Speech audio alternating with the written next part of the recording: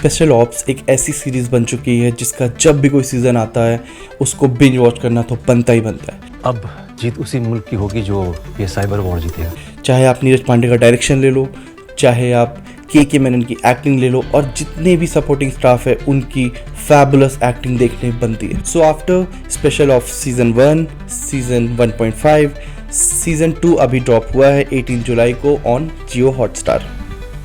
एक बार फिर से चाहे के मेनन हो, चाहे ताहिर बसीन हो, उन सब की एक्टिंग देखने में मज़ा ही आ जाता है और आप इसको बिंज वॉच करे बिना नहीं रह सकते हो। बट आज हम बात करने वाले हैं कि क्यों सीजन 2 उतना ज़्यादा इम्पैक्ट नहीं डालता है। We are gonna discuss 5 points why Special Ops season 2 is not that great as it was earlier. First point, इसमें जो ताहिर बसीन का जो रोल है, जो कि विलन का रोल कर रहे हैं, हिम्मत Singh the old dog.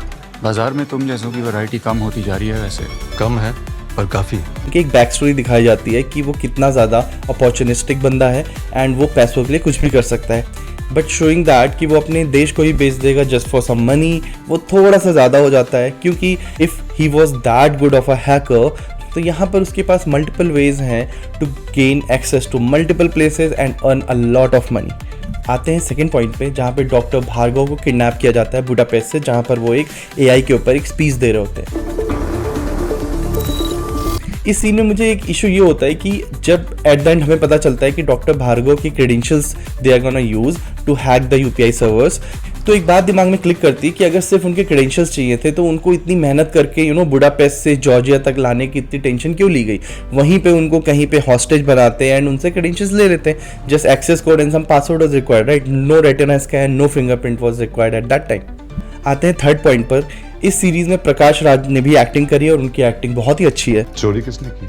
Sir Jignesh Dholakia absconding है सर। उनका जो कैरेक्टर है वो जिग्नेश ढोलकिया के साथ लिंक किया गया है। जिग्नेश ढोलकिया एक फ्यूजिटिव है जो बेसिकली पैसे लोन पे लेके भाग रहा है इंडिया से।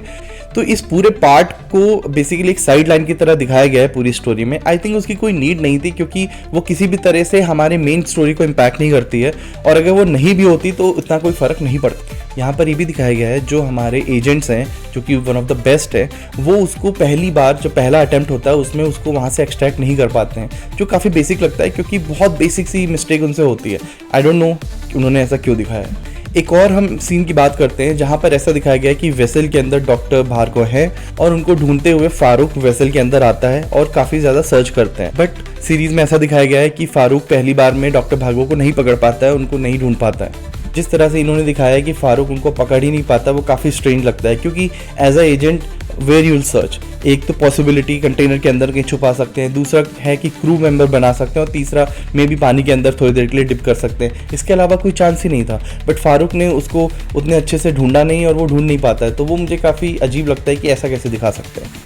पॉइंट 5 पे आते हैं, जो इसमें क्लाइमैक्स सीन है जिसमें दिखाया जाता है कि ताहिर बसीन बेसिकली डॉक्टर भार्गव से कहता है कि आप अपने मेरे को क्रेडेंशियल दो, otherwise there was a threat कि वो जितने भी कूलेंट सिस्टम है ऑफ इंडियन न्यूक्लियर प्लांट्स उन सबको बंद कर देगा और ऑफकोर्स एक न्यूक्लियर ब्लास्ट हो जाएगा पूरे ऑल ओवर इंडिया।